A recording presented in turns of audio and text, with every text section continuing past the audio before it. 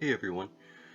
Sorry it's been a while. I've been away for like 2.5 weeks. I really haven't been able to do anything, which I may or may not get into the reasons for that later. Probably not, but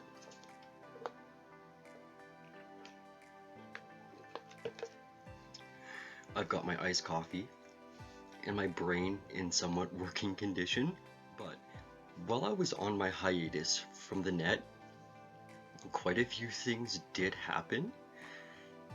One of them I wasn't too shocked to hear about, which was Leafy's channel deletion. To be honest though, I expected like a suspension or a warning. Something along those lines, but not like a flat out deletion. Like, wow. He went to Twitch after his channel deletion, and then after a little while on Twitch, he got banned from there. Again, like, no warning, no suspension even, just like a flat out deletion. And then he tweets to Bezos like, what the hell, man? Like, what are you doing? Is there a way to like appeal the decision?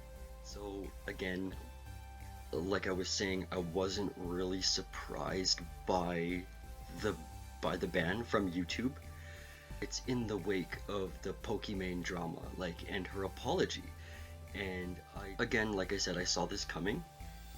I just like, I'm wondering if Leafy is regretting some of or all of his decisions to be a total fucking troll. Like, there's always gonna be room for it, but he created the situation and then made it worse and then kept making it worse and making her tier 3 subs mad and then turning them into her simp army. Like, that was all they're doing. By they, I mean like Leafy in drama channels.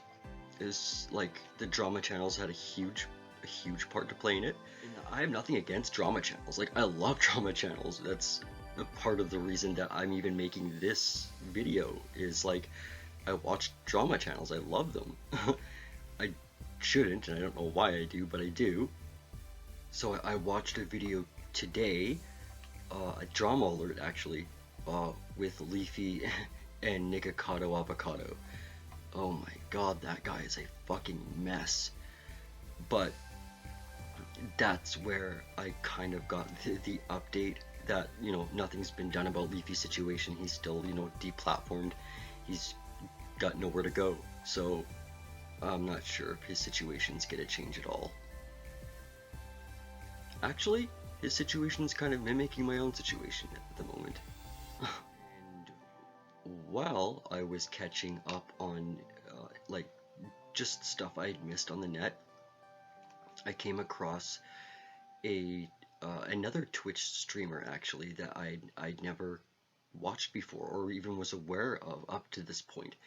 Her name's Sweet Anita, and she has, or had, I'm not sure, a really serious stalker problem, like a really serious stalker problem. So I guess this guy has been threatening her, like, in, like, not just on the net, but like in real life. Like, this isn't your typical stalker situation where it's just some guy chilling in a basement in a house somewhere, like, being a creep. This guy actually not only found out where Anita's like home address was and where she lived, and then doxed her, but he actually traveled to Anita's house and then proceeded to sleep in her yard, like her backyard, was like hiding in her yard and was waiting for her to leave. And I guess he followed her to a market one day when she went out shopping, and it literally took 2 of the shopkeepers to like intervene, to like physically intervene, to keep him away from her so that she could go home. And the police have done fuck all about this. Nothing. And even more, he was being picked up on a previous charge in relation to Anita, and when he was picked up by the police, he had a knife on him, and he was on his way to her address. So, as damning as that is, they released him 2 blocks from her house. And even after he was released 2 blocks from her house, he goes on to threaten her mother and her pets. Like she does like rescue work for like animals and stuff. Her mother's house ends up getting, I don't think it was burglarized. I think they said it was busted into. Like her house was actually busted into, and the police still did nothing about it. Like this is like next level, like serial killer in the making.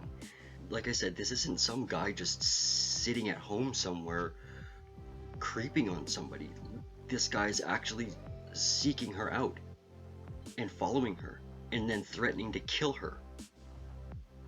It doesn't get any more serious than that. Like, this is exactly what you see before stalking victims go missing or get killed. And I really don't understand why the UK police haven't done anything about it. And then a bunch of people got after them on Twitter, I guess it was, like the UK police. They actually finally arrested him and installed some kind of, I'm not sure, but he wasn't supposed to go anywhere near Anita, but he continued to do so and break those regulations without being arrested. So I'm not sure what's being done about that, if anything's been done about that, but I saw that, and that really, really scared the hell out of me. Like, for her, like, why hasn't anything been done to protect her? This is exactly what happens before you see people get killed, and it's really scary. And this guy's obviously threatened to kill her more than once, several times. This isn't like a one-time occurrence. This is like a continuation of events. Not only that, but the police actually called Anita back and told her the reason that they weren't gonna help her. Well, he was threatening her online, saying, "I'll be there in 15 minutes, and I'm gonna bring a proper weapon this time, not the kitchen knife that they caught me with last time." Like, this doesn't get any more insane, and still nothing's being done about it. So it just keeps getting worse and worse for this poor girl, and I really hope, especially by the time that this video is loaded up onto the net, that something has been done about this guy. I'm really hoping that her safety is like considered something worthy to the cops, like it should be. But we'll see. And then, while we're on the subject of news, while I was catching up, something a little less serious, but got me equally, okay, no, didn't get me equally as aggravated, but still got me mad. Of course, an interview with Jake Paul. And in this interview, the interviewee, or interviewer, I should say, asks Jake Paul if he's gonna make any more YouTube content. And Jake Paul, being the fucking idiot that he is, and I think he was high, I think he was high during the interview, because like he's standing there, and he's in this pastel purple fucking shirt with an open collar, like pastel shirt, and he's wearing a grill. Like, he just looks like the biggest fucking goof in the world. But he's standing there and he looks like right glazed over, like he looks really, really high. And he says, "Oh no, I'm not gonna fuck with YouTube anymore. They don't really pay you enough money." And then he looks at the camera and says, "No, fuck you, YouTube." And then just like goes on about his day. Now, what I don't understand about this is that his so-called career, if that's what you can fucking call this, only started with YouTube. Even his so-called music career, again, if that's what you want to call it, started as a joke during the YouTube diss track era, like when that shit started for everybody. That's where this music career started.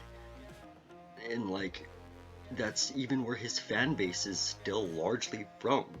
And like, with the amount of shit that this guy pulls and everything that he's done and said, I just, like, I don't get how he still has a fan base. I don't get how people still sub and follow this guy. Like, he's a fucking clown. Like, a class A clown. Like, everything he does when he like, every time he opens his fucking mouth, it's just like, total shit for brains. But people are still totally enamored with him and follow him. I don't get it. It just aggravates me to no end. And speaking about getting aggravated to no end, again, when I was trying to catch up on news, I came across I think he's Spanish, but this guy, hold on, Pollution Entertainment, I think his channel name's called. This sick fuck beat his cat until it was paralyzed, and then continued to beat this poor cat while it was paralyzed with a wooden spoon or something until it died.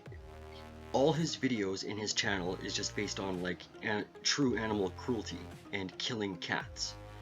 Like, this sick fucker has a whole channel dedicated to killing animals, killing cats. Not only that, but his channel is actually fucking monetized. Like, when I was looking into it, this is what pissed me off. Not only was it up and running, it was monetized. This fuck had commercials. And he had subs, like real subs and followers. And some of these sick fucks have channels of their own in dedication to this asshole, killing other animals in honor of this fucking loser. Like, how is this allowed to take place? I don't understand it. And this kid's even threatened to kill his own mother. Like, speaking of serial killers in the making, like, this kid is it.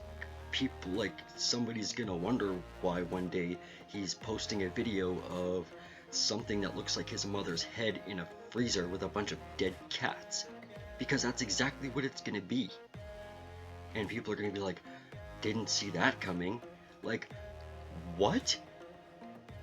Like, this kid had a fucking channel up on the internet killing animals for like a long time, and then even said, I'm gonna keep on adopting animals and pets and cats and getting them so that I can kill them. Like, he's even got a video of him trying to flush kittens down a toilet trying to kill them. Like, he's really messed up. Anyway, on the lighter side of things, on the lighter side of news, I actually just recently heard and saw on Twitter first that Emma Chamberlain and James Charles are now friends again, and they recently just collabed. Like, they just released 2 videos on both of their channels. So stoked that they're friends again. Like, I kind of hoped that it would happen a little while ago, like after the whole like Dramageddon happened with him and the Sister Squad fell apart. Like, the Dolan twins, one way or another, like, I didn't watch for them, so it was just whatever. But Emma, apart from James Charles, I was already subbed and like watched her like quite a bit. Like, she is so fucking funny. She is so awesome. Her personality is just, oh my god. And her TikToks are just funny as hell. But like just her personality is just so infectious. I love it. It was just so good to see them back together again. Like, it was just so fun to see them like together again on camera. It was just really, really good to see, really lighthearted, and the outfits that she picked out for him were bang on, just perfect, especially the last one. If you haven't gone and seen those videos, you should definitely go and see them. So like, I was super stoked to see that. But again, going into the band side of things, everybody has been getting banned. Like, I've just been shocked by it. It started with Leafy. like almost like a domino. You know, it started with Leafy, and then the Nelk boys, Jarvis, and then like 6ix9ine. Well, I think 6ix9ine's banning was a little bit like it was already in the making, but still, like the Nelk boys getting banned, that's something that I wholly supported, and I'm probably gonna get shit for that. And I do apologize for those people that do like the Nelk boys or their content or whatever, but I do not, and I do not support everything that they've done in the past little while. Like, they are partying their way through Los Angeles and encouraging people not to do any form of social distancing or COVID prevention of any kind. It's, you know, it's just disgusting and scary as fuck. When you have people dying from this epidemic and you're going around encouraging people to not only gather in large amounts, but to pretty much spread COVID, I've got no problem with you being deplatformed and your shit being shut down. When you're doing stupid shit for attention like that, you deserve to get everything that's coming to you, I think.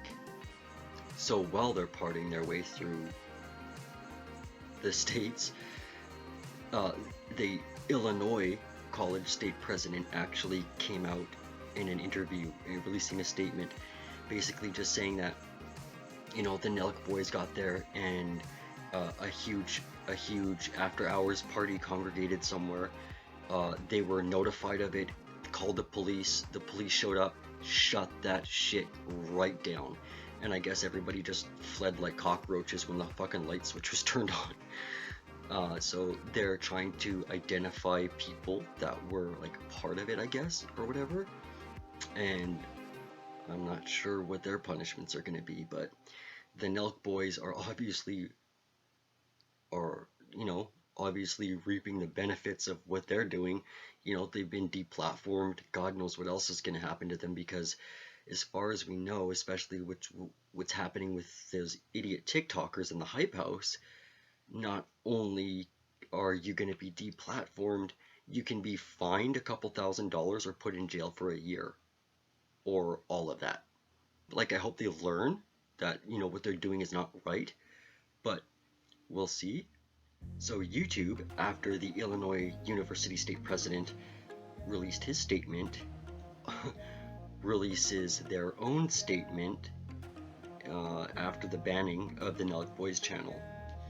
And they said, if creators off-platform behaviors harm our ecosystem, we're going to take action to protect the community. We suspended the Nelk Boys channel from the partner program because they encourage large numbers of people to disregard social distancing guidelines, creating a large public health risk. So this is what they said in the wake of them banning the Nelk Boys channel. And obviously there are people, again, that don't agree with it. I agree with it totally. People like Keemstar, I guess, don't agree with it, but he's got an obvious bias. And then continuing with the banning trend, like I said before, 6ix9ine, the rapper, I'm pretty sure his career was already, like, he was already being banned. He was already being flagged and blackballed from the music industry. And then, like, that got to the point where, like, he just couldn't do anything anymore. So he tried to collab with the Hype House, and the Hype House caused so much flack for collabing with 6ix9ine that they cut off the comments and deleted all the videos with him at the Hype House. And then the Hype House owner, I guess, you know, he was asked, you know, like, well, what happened with 6ix9ine? And he was like, everybody makes mistakes, dude. Sorry. And that was pretty much his statement. So right now, 6ix9ine's career is in the toilet, but people recover. But I've also seen people, like, not recover. Like, Shane Dawson is still trying to feel, you know, test out the waters. You know, Ryan released his video, and in that video, Shane appeared, obviously, kind of testing what's going on. like, you can totally tell he was trying to see if people were gonna be receptive to him making an apology video or trying to come back slowly. And I don't think with the current climate that people should accept Shane back, especially for what he did. Like, the stuff that he did, those were not jokes, and that shit was not funny, and is not funny. And not just because I'm hopping on the bandwagon here. That's not humor, and that's not humor that can be found funny. Like, it's gross. You can't sexualize children and say, oh, I was joking. That shit doesn't fly anywhere. And I'm not even gonna get started on the whole fucking cuties Netflix controversy shit. That rabbit hole is so deep, and so many goddamn arguments. And speaking of TikTok, apparently TikTok was supposed to be banned today, so I don't know what that means for Canadian TikTokers and the Canadian TikTok environment. I do know that we are tethered to a lot of the stuff that the States has, like electronically, like the electronic companies and stuff like that. So I'm not sure exactly what's happening. I know that an American company was in the midst of trying to buy TikTok, and that's still like moving forward, but it's not complete yet. So President Trump is really trying to move forward with banning it, and we know why that is. But then he also releases a statement stating that he wants to try and ban Fortnite from the American app stores. So and that's because I guess Fortnite as a company is owned by 40%, like a Chinese company owns 40% of their revenue or something like that, or 40% of their shares. So that's why President Trump is now trying to remove Fortnite from all app stores. So no more TikTok, no more Fortnite apparently. Don't know how that's gonna work or go down. I mean, TikTok was already trying to sue President Trump or his presidency. I don't know how that's gonna work or if that's gone through. I should probably do a little more research on that. So I really don't know what's happening here with TikTok, especially here in Canada, which is what I'm worried about. You know, obviously with the controversies and, you know, like the Hype House partying, then they get shut down because they're partying. Literally, their lights and water were shut off. You know, they didn't listen. They kept partying and kept spreading COVID. And then they get themselves arrested on a road trip right after that because they had dope in their possession. Like, they're just like one fuck up after another with these TikTokers. They're just stupid as fuck. Just shit for brains. So I guess we'll see what happens with everything.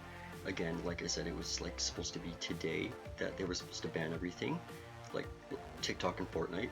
So by the time this video is up, we'll see what happens. Well, sorry for being absent so long. I'm really gonna try and film and upload another video this week. I did have something else filmed. It's like a little more personal, but I didn't want to edit that and put it up just now. I am going through a lot, so I'm gonna try and film and edit and have another video up for you guys this week. I'm gonna try real hard. So until then, later days.